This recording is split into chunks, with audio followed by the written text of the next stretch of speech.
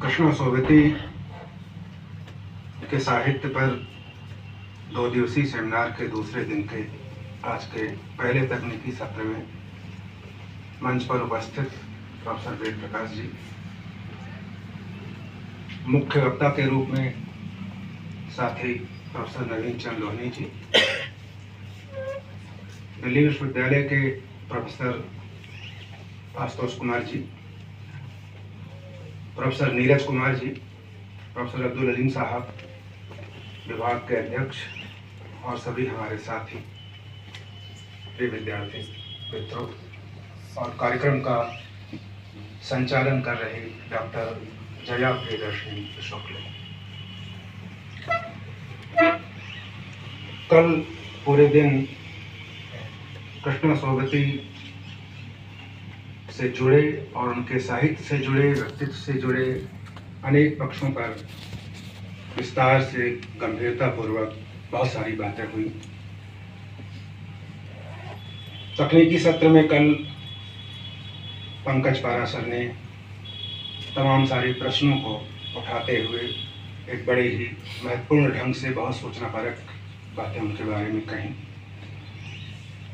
अन्य सत्रों में जो चर्चाएं हुई और आज जो कुछ भी सुना, उन सबको सुनने और जानने के बाद जो कुछ बातें मेरे मन में आ पाई हैं, उसे मैं साझा करूंगा। वैसे तो किसी रचना को लेकर बातचीत करना और उस गहराई पर जाकर और उसके बारे में कुछ जैसे बहुत गहरे डूब कर कुछ मोती लाना बड़ा दुष्कर काम होता है। इसलिए आसान रास्ता होता है कि हम बहुत सामान्य बातें करें, ऊपरी बातें करें। उसी तरह की बात मैं कुछ सामान्य ढंग से आपके सामने कोशिश ये करूंगा कि पिष्ट पेषण ना हो, जो बातें कही जा चुकी हैं उसमें कुछ जोड़ा जाए, कुछ अलग कहा जाए, दोहराव बहुत ज़्यादा ना हो। मैं कृष्णा सोबती को पढ़ते हुए ये पाता हूँ कि जितना अधिक उनके साहित्य पर बात होती है, जितनी ज़्यादा, उतना ही उनके व्यक्तित्व को लेकर बात होती है। और जो बहुत महत्वपूर्ण बात है वो ये है कि जितनी वो चर्चित रचनाकार के रूप में समादृत हैं, उतना ही वो विवादास्पद रचनाकार के रूप में भी समादृत है। तो विवाद और प्रसिद्धि दोनों साथ साथ जिस तरह से उनके साथ जुड़ी हुई है, ऐसा बहुत कम रचनाकारों के साथ हिंदी में दिखाई देता है। संभवतः निराला के साथ इस तरह की स्थिति बनती होगी, और आज अगर हम देखें तो कृष्णा सोबती का क्यों इस तरह से बातें होती हैं। कल बात आई उनके प्रकाशन के आरंभिक दिनों की, चन्ना की बात आई। पंकज जी ने कहा कि लीडर प्रेस से छप रहा था उनका वो नॉवेल। लीडर प्रेस से छपना महत्वपूर्ण नहीं था, महत्वपूर्ण ये था कि कौन छाप रहा था। उसको प्रकाशित जो कर रहे थे वो व्यक्ति, आप ऐसे समझ लें कि उनका कद वैसा ही होगा जैसे कि राजकमल का। हो सकता है राजकमल के प्रकाशक उस कद के व्यक्ति ना हो, साहित्यकार ना हो, लेकिन प्रकाशन निश्चित रूप से बड़ा। तो उस दौर के सबसे बड़े जो प्रकाशक और साहित्यकार भी थे वाचस्पति पाठक। और वाचस्पति पाठक वो नाम है जिन्होंने महादेवी जी को प्रकाशित किया था, निराला को प्रकाशित किया था, जयशंकर प्रसाद की रचनाएं प्रकाशित की थी, पंत को प्रकाशित किया था। इतने महत्वपूर्ण प्रकाशक से कृष्णा सोबती का 25-30 वर्ष की अवस्था में लिखा गया उपन्यास चन्ना प्रकाशित होना और उसे बहुत मामूली बात को लेकर विवाद करके रुकवा देना एक बहुत बड़े साहस का काम है। और ऐसा साहस बहुत कम रचनाकारों में दिखाई देता है।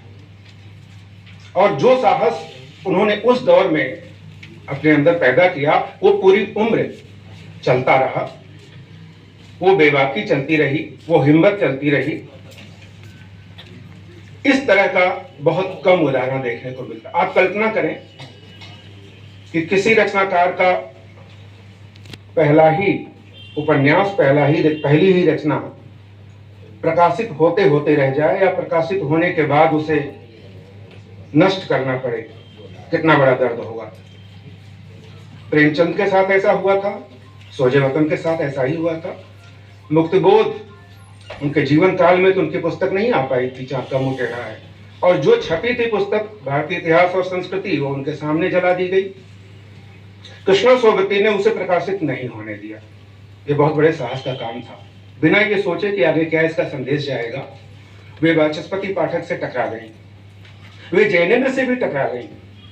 अपने शुरुआती लेखन के दिनों में जैनेन्द्र जैसे रचनाकार से टकरा जाना, ये टकराना जो है कृष्णा जी की एक तरह से स्वाभाविक प्रवृत्ति बनी, जो पूरे जीवन चलती रही। अशोक वाजपेयी ने बहुत अच्छा लिखा है कि वो इतनी बहुत जल्दी जल्दी उखड़ जाती थी, नाराज हो जाती थी, बहुत तुरंत मिजाज थी और किसी भी बात पर वो लड़ सकती थी। तो एक ऐसा व्यक्तित्व, इतना साहसी व्यक्तित्व आधुनिक हिंदी साहित्य में कम देखने को मिलता है। कल मैंने उल्लेख किया था कि स्त्री लेखन की दृष्टि से, नारीवादी लेखन की दृष्टि से वो महत्वपूर्ण हैं और उस कद का उनके समकालीन दौर में कोई नहीं है। भारतीय साहित्य में बहुत उदाहरण मैंने बताए थे, वो देखा जा सकता है। तो जैसे विवाद और प्रसिद्धि दोनों साथ साथ चलाने वाली कृष्णा जी, किस बात पर वो बात, मैंने कहा पहला प्रकाशन उन्होंने रुकवा दिया। किसी रचनाकार की जिंदगी का ये कितना बड़ा दुखद निर्णय होगा कि जो उसका पहला उपन्यास है वो उसका आखिरी उपन्यास बन जाए। उनका पहला उपन्यास चन्ना जो प्रकाशित नहीं हुआ, वो लगभग 5-6 दशकों के बाद उनकी मृत्यु से 10 एक दिन पहले प्रकाशित होता है। यह भी एक अजीब विडंबना है और इस तरह की विडंबनाएं, संयोग, कंट्रास्ट बहुत देखने को मिलता है उनके साथ, जैसा बहुत कम रचनाकारों के साथ दिखाई देता है। तो वे अपने प्रकाशन को लेकर लड़ सकती थी, अपनी पुस्तक के टाइटल को लेकर वो विवाद कर सकती थी। कमलेश्वर से उन्होंने कहा सूरजमुखी अंधेरे के, इसका टाइटल बदल दिया जाए, उन्होंने कहा नहीं। कमलेश्वर से ही उन्होंने एक तरह से विवाद किया। सारिका और दूसरी जो और पत्रिकाएं थी उनके संपादकों से उन्होंने विवाद किया। एक और बड़ा रोचक वाकया आता है कि उनके ऊपर किसी ने एक पुस्तक लिखी, जिस पुस्तक का नाम था कृष्णा सोबती साहित्य और समाज। कोई कायनात काजी नाम की है लेखिका जिन्होंने लिखा है ऐसा। उस पुस्तक के विमोचन में उन्होंने कृष्णा सोबती को आमंत्रित किया, तो कृष्णा जी ने उसमें कहा ठीक है मैं आऊंगी, लेकिन ये पता चला कि उसमें जो आ रहे हैं वो कौन लोग हैं, विरोधी पक्ष के लोग हैं या उनकी विचारधारा से सहमत होने वाले लोग नहीं थे। तो उन्होंने कहा इस कार्यक्रम को रोको, और रोका ही नहीं, उसको रद्द करवा दिया धमकी देकर कि अगर ये प्रोग्राम हुआ तो मैं तो खैर नहीं आऊंगी, लेकिन प्रोग्राम अगर तुमने किया तो ये प्रोग्राम मैं होने नहीं दूंगी। ये साहस, विचारधारा को लेकर, रचनात्मक प्रतिबद्धता को लेकर जो कमिटमेंट, जिस तरह का साहस कृष्णा सोबती ने कदम कदम पर प्रदर्शित किया वो बहुत दुर्लभ है हिंदी में। कल बात चली थी जिंदगी नामा को लेकर, जो उनका विवाद था मृदा प्रीतम से, 1983 से शुरू होकर 2011 तक एक बड़े लंबे कालखंड तक चला। अमृता जी जिनकी मृत्यु हो गई 2005 में, वो शायद इस सदमे को बर्दाश्त न कर पाई, बहुत परेशान थी। लेकिन कृष्णा जी को देखिए आप, बहुत ध्यान देने वाली बात है, वो मुकदमा भी लड़ती रही और लिखती भी रही। मान लीजिए अगर 83-84 में मुकदमा होता है तो 89 में उनकी किताब आ जाती है, सोबती एक सोबत, ए लड़की, दिलो दानिश, सब उसी दौर की रचनाएं हैं ये। समय सरगम, शब्दों के आलोक में, हम हसमत, 2-3, तो तमाम सारी रचनाएं उसी दौर की हैं जिस दौर में वो मुकदमा लड़ रही थी। ऐसा भी उदाहरण बहुत कम मिलता है कि वो अपनी रचनात्मकता को भी जारी रखें और विवादों से भी हो। इसी दौर में वो तमाम सारे पुरस्कार भी लौटाती हैं, पुरस्कार मिलते भी हैं। तो ऐसा कोई अजीब सा उदाहरण आपको कहां मिलेगा। जो बहुत महत्वपूर्ण बात तो वो ये है जिस पर हमें ध्यान देना चाहिए। बात चली विभाजन की त्रासदी को लेकर, मैं वेद प्रकाश जी बैठे हैं, आशुतोष जी हैं, वो शायद धीरज जी भी याद दिलाएंगे अगर कोई ऐसा संदर्भ होगा कि उन पूरे समकालीन दौर में पार्टीशन को लेकर जो लिखने वाले लोग हैं, हिंदी में मुझे उस समकालीन दौर में कृष्णा सोबती के अलावा कोई दूसरा नाम नजर नहीं आता। हालांकि मैं ये नहीं कहूंगा कि महिला लेखिका, क्योंकि जेंडर डिस्क्रिमिनेशन को नहीं मानती थी, लेखक कहलाती थी, लेकिन ये तो सच है कि वो नारी आधी आबादी का प्रतिनिधित्व करती हुई लेखिका तो है। वो कोई लेखिका के रूप में कोई नजर नहीं आता हिंदी में इस तरह का, उस दौर में इस कद का। ये कोई मामूली बात नहीं है। उर्दू में आपको नाम मिल जाएंगे। जमीला हाशमी लिख रही थी, बानो कुदसिया लिख रही थी, कुर्तुलन हैदर लिख रही थी, खदीजा मस्तूर लिख रही थी। बांग्ला में उषा देवी मित्रा, नष्ट-नील उनका उपन्यास विभाजन पर ही है। अमृता प्रीतम का खुद पिंजर है। अंग्रेजी में तो एक लंबी परंपरा है विभाजन पर लिखने वालों की। वापसी सिधवा, आइस कैंडी मैन बड़ी प्रसिद्ध रचना है। Clear light of the day, मैं महिलाओं की बात कर रहा हूं। पुरुषों रचनाकारों की तो एक लंबी, बहुत लंबी लिस्ट है, खुशवंत सिंह से लेके, और हमारे हिंदी में तो एक लंबी परंपरा है। मैं केवल उन महिला रचनाकारों की बात कर रहा हूं जिन्होंने पार्टीशन पर लिखा है। अनम जकारिया का द फुटप्रिंट ऑफ पार्टीशन बड़ी चर्चित रचना है। The great partition Yasmin Khan की रचना है। Remittance of separation Anchal Malhotra, Urvashi Butalia, कितने कितने नाम हैं। शोभा राव, अंग्रेजी में एक पूरी सूची है। उर्दू में आपने देखा 4 नाम। हिंदी में कृष्णा सोबती के अलावा और नाम नजर नहीं आता उस दौर में, उस समकालीन दौर में। वो अकेले उसका प्रतिनिधित्व करती हैं, चाहे उनकी कहानियां हो, चाहे उनके उपन्यास हो। जिंदगी नामा भी विभाजन की ही कहानी है। भले वो विभाजन से पहले जाकर उस पर अतीत में जाकर नॉस्टैल्जिया में उसे याद करती हैं, लेकिन आप कल्पना करें कि विभाजन के कई वर्षों के बाद एक ऐसी रचना आती है जो विभाजन के उस पार जाकर उस जिंदगी को देखती है, अतीत में झांकने का काम करती है। तो वो कहीं ना कहीं वो विभाजन की ही दास्तान है। वे क्या दिन थे, क्या उस संस्कृति थी, तो उसको लेकर जिस तरह से उन्होंने झांका है जिंदगी नामा के जरिए, वो कहीं ना कहीं अतीत में जाकर रचनाकार नॉस्टैल्जिक होता है। नॉस्टैल्जिक ना हो तो बहुत बड़ी बड़ी रचनाएं नहीं आ पाएंगे। नॉस्टैल्जिया एक बहुत अच्छी चीज मैं मानता हूं कि वो अतीत में जाकर झांकना और ऐसी चीज को लेकर आपके सामने आना जो बहुत उल्लेखनीय हो। एक और बात जो बार बार कल से चल रही है, भाषा को लेकर। नामवर जी ने महावीर अग्रवाल से बातचीत करते हुए साक्षात्कार में कहीं कहा है कि बड़े से बड़े आलोचक जब कृष्णा सोबती पर बात करते हैं तो घूम फिर कर उनकी भाषा पर आ जाते हैं। ऐसा लगता है कि कृष्णा सोबती पर बात करते समय भाषा पर बात किए बिना काम नहीं बनेगा, और वो है भी इस तरह से कि हमारा ध्यान आकृष्ट करता है। बहुत लोगों को शिकायत है जिंदगी नामा की भाषा को लेकर, मित्रों की भाषा को लेकर, ए लड़की की भाषा को लेकर बहुत लोगों को शिकायत है कि वो भाषा समझ में नहीं आती। कुछ लोगों को ये लगता है कि इतनी क्षेत्रीयता का प्रयोग है कि उसको बहुत मुश्किल से समझना होता है। कृष्णा सोबती की भाषा को जब हम देखें तो ये ध्यान में रखें कि हिंदी बहुवचनीय शब्द है, एक वचन शब्द नहीं है। हिंदी में तमाम क्षेत्रीय बोलियों के सहारे जो मिले हुए शब्द हैं उससे हिंदी बनती है। इसीलिए जब वो बिहारी के साथ मिलती है हिंदी तो मैला आंचल की भाषा बन जाती है।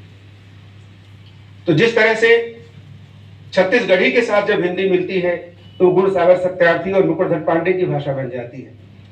भोजपुरी के साथ जब मिलती है तो अब्दुल बिस्मिल्लाह की भाषा झिनी झिनी बिनी चदरिया की बन जाती है, राही मासूम रजा की भाषा बन जाती है। ये हिंदी की ताकत है। शिवभोजन सहाय की देहाती दुनिया की भाषा, रामलाल की भाषा, मन्नन द्विवेदी की देखें, मैला आंचल की बात मैं कर रहा हूँ, आधा गांव की भाषा, सागर लहरे और मनुष्य उदय शंकर भट्ट की उसके उपन्यास की भाषा आप देखें, बिंदालाल वर्मा की जो विराटा की पद्मिनी गढ़कुंडार का किला है उसकी भाषा को देखें। उसी तरह से कृष्णा सोबती की जिंदगी नामा और अन्य उपन्यासों की भाषा हिंदी की निधि है। सवाल यह है कि मैला आंचल को भी कुछ लोग कहते हैं कि पढ़ने में दिक्कत होती है। निश्चित रूप से दिक्कत होती है, लेकिन किसी रचनाकार को समझने के लिए आपको उसकी भाषा में जाना होगा। कार्तिक कुमार जैन ने कहीं बहुत अच्छा लिखा है, इसी संदर्भ में लिख रहे थे, वो कह रहे हैं कि जो हिंदी की सरगती में भोजपुरी, बिहारी, छत्तीसगढ़ी की कठिया मिलाना जानता है, वो असली गद्यकार शैलीकार हो सकता है, और कृष्णा सोगती वो हैं। तो उन्होंने कहा जिस तरह से बिहारी और हिंदी के मेल से विधि बन जाती है, छत्तीसगढ़ी और हिंदी के मेल से छदी बन जाती है, वैसे ही पंजाबी और हिंदी के मेल से पिंदी बन जाती है। कृष्णा जी ने पंजाबी और हिंदी का जो मेल किया है पिंदी नाम से, वो एक अलग तरह की हिंदी है, और हिंदी की यही ताकत है। वो जिन भी क्षेत्रीय भाषाओं के साथ मिलती है तो अपने एक नए रूप में आती है, और उस नए रूप को देखकर हमें बिदकना नहीं चाहिए, हमें उसका स्वागत करना चाहिए। और कई बार किसी रचना को पढ़ने के लिए, अभी बात हो रही थी दिल और दानिश की, दिल और दानिश यानी भावना और बुद्धि। किसी रचना को समझने के लिए भावना की जरूरत होती है, किसी रचना को समझने के लिए बुद्धि की आवश्यकता होती है। मुझे लगता है कृष्णा जी की रचनाओं को समझने के लिए बुद्धि और भावना दोनों के समन्वय की आवश्यकता होती है, और कई बार भावनाओं से समझने में बात आती है, वो बुद्धि से समझ में नहीं आती है। भाषा को समझने के लिए भावना की आवश्यकता होती है।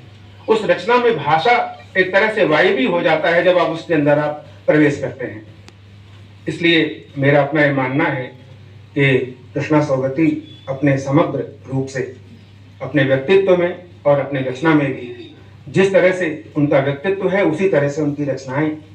और कल चर्चा चली, अशरफ साहब कह रहे थे 2015 की, तो इसमें भी जो पुरस्कार वापसी का जो सिलसिला शुरू हुआ था वो कृष्णा सोगती अग्रगणी लोगों में थी। संयोग से मैं भी वहां उस दिन था प्रेस क्लब के सामने, जब वो व्हील चेयर पर आई थी, अगुवाई कर रही थी, तो इत्तेफाक से वहां जाना हुआ था, तो मैं भी उसमें सम्मिलित हुआ, देखा। तो जिस तरह से अशरफ साहब कह रहे थे तो उनकी ऋण झुकी हुई नहीं थी। ये बात सच है कि वो अवस्था में भले उम्रदराज थी, लेकिन जब वो बोल रही थी तो उनकी वाणी में वही कड़कपन, वही एक तरह से साहस और हिम्मत देखने को मिल रही थी। तो ऐसे महत्वपूर्ण रचनाकार जिन्होंने लगभग 7 दशकों तक हिंदी में लिखा और लिखकर पाठकों के दिलों पर राज करने का जो उनका अपना एक अंदाज था, वो बहुत कम रचनाकारों को नसीब होता है।